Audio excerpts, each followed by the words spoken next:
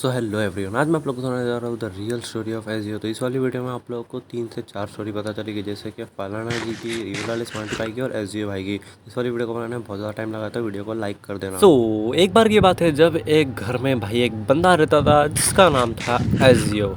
अब ये एजियो अपने लाइफ में बहुत ही ज़्यादा खुश था और ये अपने घर में भाई इधर उधर आया जाया करता था, खेला कूदा करता था और बहुत ही ज़्यादा मस्ती किया करता था।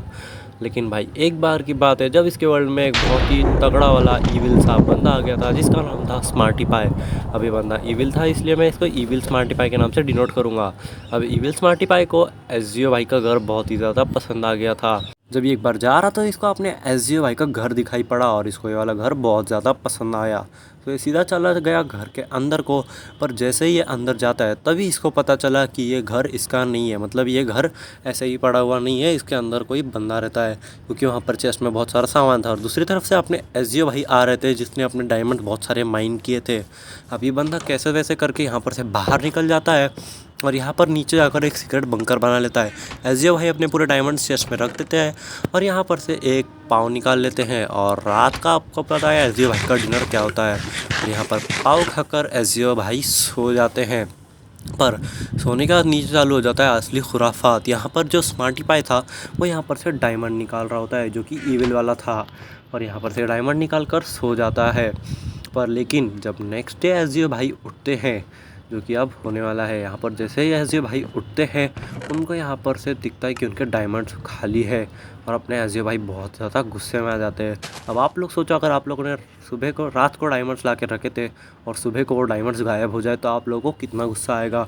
तो अपने एजियो भाई बहुत ही ज़्यादा तोड़ी फोड़ी करते हैं और तोड़ा फोड़ी करने के बाद उनको पता चलता है कि तोड़ा फोड़ी करने में कोई फ़ायदा नहीं है। उसके बाद अपने एजियो भाई चले जाते हैं सीधा एक बाबा के पास, जो कि भाई एक ढोंगी वाला बाबा था। पर इस बाबा के पास एक चीज़ थी जो कि बहुत ही ज़्यादा पॉपुलर थी, और वो थी एक चीज़ जो मैं आप लोगों को आगे बताऊंगा। अब अपने एजियो भाई चले जाते हैं पाव खाते खाते उसके पास में, और बाबा के पास जाने के बाद एजियो भाई बहुत ही ज़्यादा विस्तार से और बहुत ही ज़्यादा गुस्से में एक चीज़ कहते हैं, पावर से शक्ति, वो उनको पावर। ये चीज़ बताने के बाद वो उनसे अपनी पूरी प्रॉब्लम बता देते हैं। तो वो बाबा जी उनको एक स्पाई ग्लास दे देते हैं, जो कि उनका बहुत ही ज़्यादा जाना माना स्पाई ग्लास था, जो कि था पास वाला स्पाई ग्लास। अब एजियो भाई इसको एक फटका मारते हैं और यहाँ पर से भाग जाते हैं। आपको पता है एजियो भाई कैसे आदमी है। उसके बाद एजियो भाई चले जाते हैं सीधा अपने घर की तरफ। अब घर के पास आने के बाद चारों तरफ से वो स्पाई ग्लास से देख रहे होते हैं, और उनके बाद उनको जो एक स्पॉट मिलता है जहाँ से वो देखते तो उनको पता चलता है कि एक बंदा था जो कि भाई बिल्कुल ऐसा दिखता था। अब उनको उसका नाम तो पता नहीं था, तो वो देखते हैं कि ये कैसा दिख रहा है और ये सीधा उनके घर के अंदर चला जाता है। उसके बाद वो दूसरे स्पॉट पे आ जाता है, तो उनको यहाँ पर ये दिखता है कि वो बंदा सीक्रेट रूम बना रहा था। अब यहाँ पर एजियो भाई सीधा जाते हैं वहाँ पर और चेक करते हैं कि यहाँ पर असल में कोई सीक्रेट रूम है या नहीं। अब जैसे एजियो भाई यहाँ पर जाते तो उनको एक सीक्रेट रूम दिखाई पड़ता है, और यहाँ पर जब वो चेस्ट खोलते तो उनको उन्हीं के डायमंड्स दिखाई देते हैं। और यहाँ पर वो अपना जो ऊपर का डर्ट था वो डर्ट तोड़ देते हैं और देखते कि इसने कैसा सिस्टम बिठा रखा है डायमंड्स चुराने के लिए। उसके बाद यहाँ पर एजियो भाई रात होने का वेट करते हैं, क्योंकि भाई आप लोग को पता है रात के अंधेरे में जब वो चोर वापस आएगा तो एजियो भाई उनको मार सकते हैं। तो इस रात भाई एजियो भाई बहुत ज़्यादा गुस्से में थे। पर स्मार्टी पाई जो ईविल वाला था वो वापस आता ही नहीं, क्योंकि आप लोग को बताना पड़ेगा अब उसकी आगे वाली स्टोरी। अपना जो स्मार्टी पाई था वो इसलिए नहीं आता क्योंकि उसका कर्स ख़त्म हो चुका था और वो चला गया था उसके डायमेंशन में। जी हाँ गाइस, वो कर्स था, क्योंकि गाइस यार ये बंदा जो था वो उसके डायमेंशन में बहुत ही ज़्यादा बुरा बंदा था। ये किसी भी अच्छे मॉब को मारा करता था, जैसे कि आयरन गोलम हिल उसको मार दिया करता था। और ये इतना पावरफुल था कि भाई ये लगभग किसी भी मॉब को वन शॉट कर सकता था। आप लोगों को एग्जांपल दिखा देता हूँ मैं यहाँ पर ये देखो, ये जैसे कि आयरन गोलम को भी वन शॉट कर सकता था।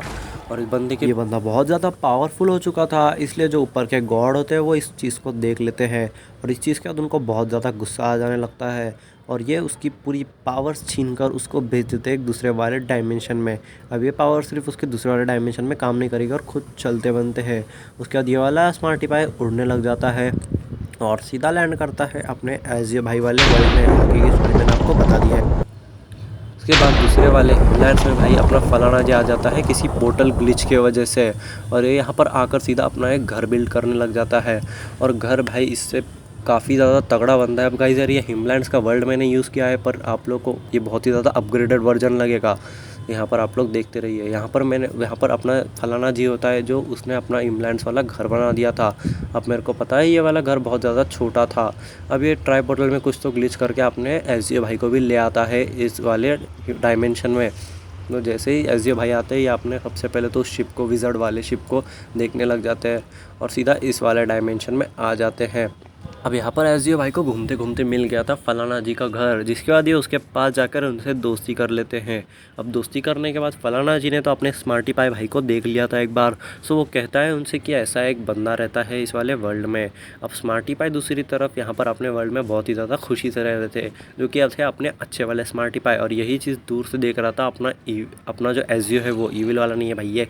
उसके बाद एसजीओ मौका देखकर यहाँ पर सीधा घुस जाता है अपने स्मार्टी पाई भाई के बेस में, क्योंकि इसको पता था इसके जो डायमंड्स थे वो इसी ने चुराए थे, लेकिन ये इन्होंने नहीं चुराए थे, ये चुराया था अपने ईविल वाले स्मार्टी पाई ने। अब यहाँ पर एसजीओ भाई धीरे से स्नीक इन करते हैं और सीधा जाकर जंप कर देते हैं एक पॉन्ड में। अब ये क्यों करते हैं? क्योंकि इनको पता चल गया था स्मार्टी पाई आने वाला है। लेकिन मैं उसके पहले आपको बता दूं, अब मैं आप लोग को यहाँ पर एक चीज़ क्लियर कर दूं कि ये वाला जो डायमेंशन है वो उस वाले डायमेंशन का रिवर्स है।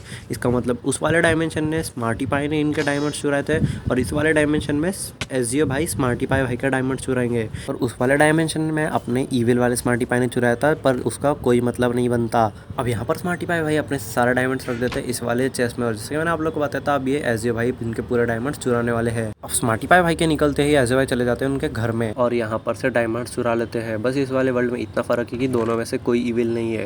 यहाँ पर से वो सीधा ले लेते हैं अपने डायमंड्स और सीधा चलते बनते हैं अपने जो बेस था उस बेस की तरफ को। उसके बाद गाइस यार इनको एक तीसरा बंदा चाहिए था, क्योंकि उनको पता था ये बंदा बहुत दिन से इस वाले वर्ल्ड में रह रहा है और ये बहुत ज़्यादा पावरफुल है। सो दैट्स वाई अपने तीसरे वाले बंदे को बुला लेते हैं। वो तीसरा वाला बंदा कौन है आप सब लोग को पता है, अगर स्मार्टी पाई कहेंगे तो मैं उनकी भी स्टोरी बना दूंगा अब, और वो वाली स्टोरी इस वाली स्टोरी से बहुत ज़्यादा रिलेट करेगी। तो आप लोग को उस वाली स्टोरी को भी देखना होगा अगर आप लोग इस वाली स्टोरी को देख रहे हो तो। So that's it for today's video guys. अगर आप लोग को वीडियो पसंद है तो लाइक कर देना, चैनल को सब्सक्राइब कर देना। मैं मिलता हूँ आप लोगों से नेक्स्ट वाली वीडियो में। Till then bye bye and take care.